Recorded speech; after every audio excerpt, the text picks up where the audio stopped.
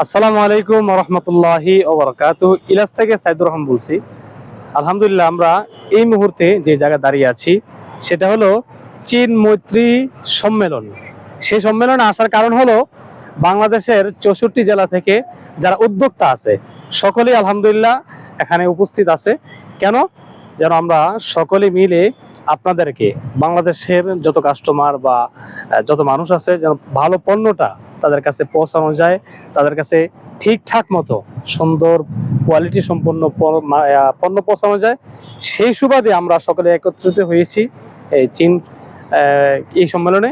তা আপনাদের জন্য আমরা আশা করি বাংলাদেশের যত পণ্য আছে, আমরা যে পণ্যগুলো নিয়ে কাজ করি, বিশেষ করে ইলাজ যে পণ্যগুলো নিয়ে কাজ করে, সেই পণ্যগুলো যেন সুন্দরভাবে ভালোভাবে আপনাদের কাছে পৌঁছে যেতে পারে অথেন্টিকভাবে। সেই জন্যই আজকে আমরা এখানে উপস্থিত হয়েছি।